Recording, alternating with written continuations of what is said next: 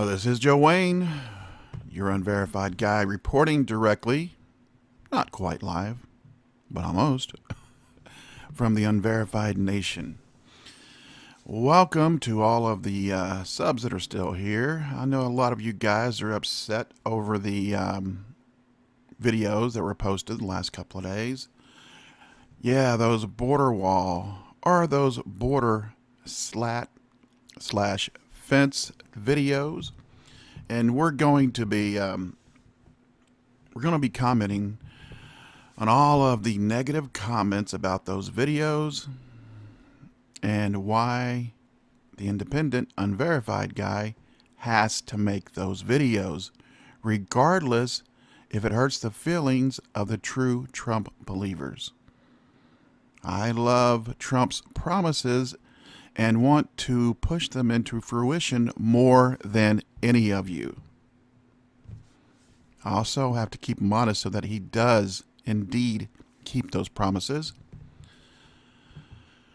But I digress. The reason we're here this morning, or currently, the reason we're here watching and listening to Joe Wayne commenting on this video, commenting on this story,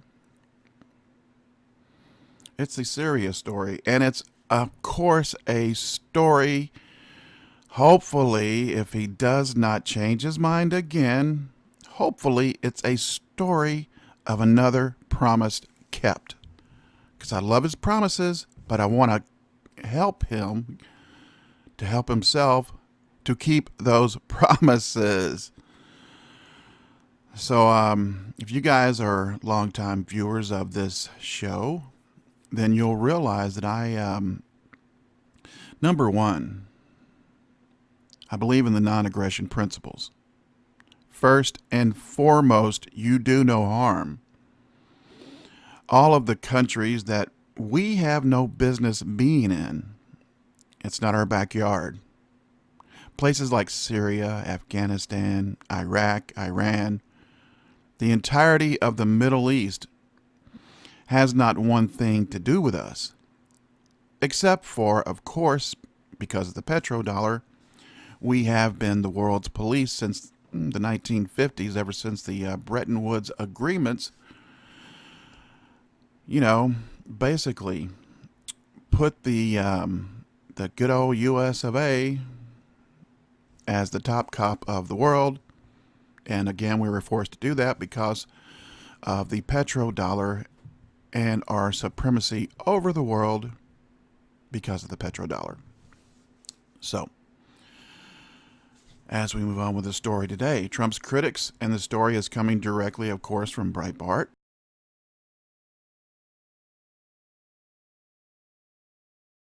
Trump's critics call for removal from office over Syria withdrawal.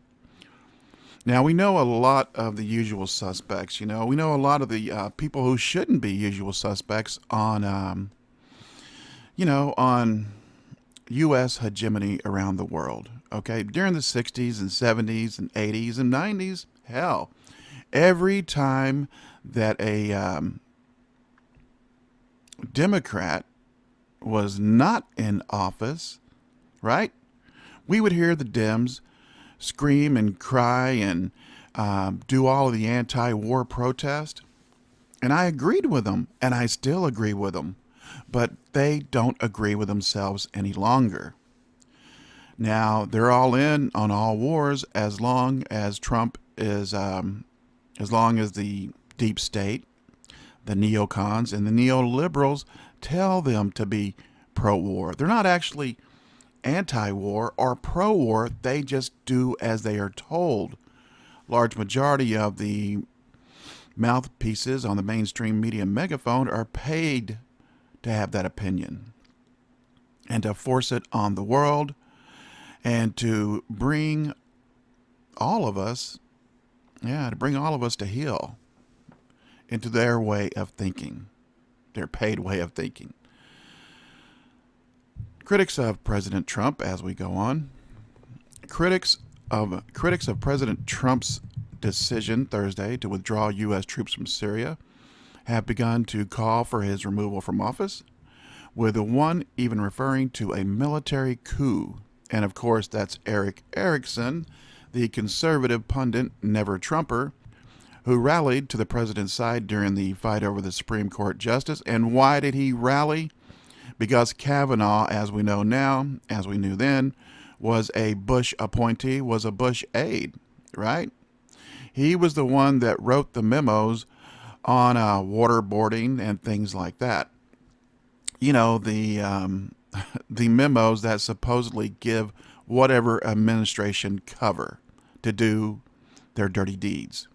Now, Kavanaugh was one of those dirty deed doers, and that's the reason why Eric Erickson, neocon, that's the reason basically he supported Kavanaugh, because he was a Bush appointee. And Bush, like Clinton, well, Bush is a neocon, Clinton a neoliberal. Bush just couldn't wait to get us into wars and to kill whoever he needed to kill to keep his family on top of the ruling bloodlines. Yeah, that's here in America. And he did that. And they all do that. They all do exactly what they need to do to push war all the time. Because unlike we the people, they're benefiting off of constant war. The number one way they're benefiting off of constant war is that none of them, folks, you need to research some of my videos, none of these animals, none of them can be really called to justice during time of war. It's a little known clause in one of the amendments. Now, Eric Erickson, neocon un extraordinaire. He was with Trump. Now he's not with Trump, because now Trump is factually, I hope, completing one of his main campaign promises. You know, beside the wall, well, number 2, I believe, or number 3, was bringing our troops home. Bringing our troops home and stop funding and stop rebuilding, you know, the Middle East. We need to rebuild the infrastructure of the U.S., not the Middle East. Ellie Lake, a columnist for Bloomberg who defended former National Security Advisor Michael Flynn from charges of treason earlier this week, suggested that the Senate should vote to remove Trump from office because of his decision in Syria. Presumably, in the event of Democrats impeach the president upon taking power next year. The common thread among these critics appeared to be the conviction that Trump could not govern without the help from experienced hands like Secretary of Defense Jim Mattis, who in fact resigned yesterday. So General Mattis and the rest of the neocons, if they can't kill as many human beings as they want to enrich their coffers, to fatten their wallets, to support their government, military contractors, and the military-industrial complex, if they can't do that, then they're going to take their shit and they're going to go home, right? And that's exactly what Mattis is doing as we move on to the next story. General Jim Mattis resigns as Secretary of Defense, leaving in February. And of course, the story is coming again from Breitbart.com. President Donald Trump announced on Thursday that Secretary of Defense General Jim Mattis would be retiring in February. General Jim Mattis will be retiring with distinction at the end of February. After having served my administration as Secretary of Defense for the past 2 years, Trump announced on Twitter. News of Mattis' departure broke hours after the president ordered all United States troops to be withdrawn from Syria, despite protests from top military advisors. Other military advisors expressed fear on Thursday that Trump would order the withdrawal of troops from Afghanistan in a similar manner. Mattis released his resignation letter because, of course, he had to virtue signal to all of the neocons, all of the neoliberals, all of the deep state, all of the never Trumpers. So that's what he did. Wow. Who knew Mad Dog was an SJW? Yeah, I guess the neocons did and the deep state did. We the people did not. Moving on.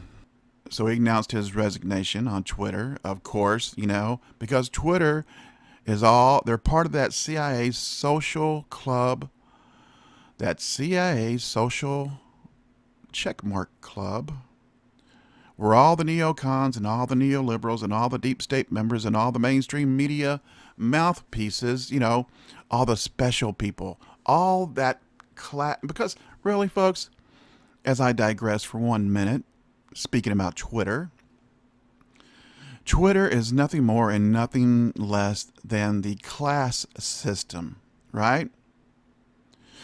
Now, if you have one of the blue check marks, well, you're in a better class than the unverified, right? If you're verified, then you're one of the chosen few. And all it does, folks, is continue the animosity between the classes. The class warfare that the Democrats and apparently the neocons love. The deep state just loves to keep that class warfare going. Because most of the people in that war, in the upper blue checkmark club, yeah, they work for them. Because you have a right to have a secretary, Mattis goes on in his resignation letter, because you have a right to have a secretary of defense whose views are better aligned with yours. These and other subjects, I believe it is right for me to step down. See, of course, he has to virtue signal with this resignation letter. The general also expressed his support for sustaining the defeat of ISIS coalition overseas in his letter as well. And I'm not going to go on with this stupid virtue signaling letter. I'll leave it here in the description bar for you guys to tear apart at your discretion. But,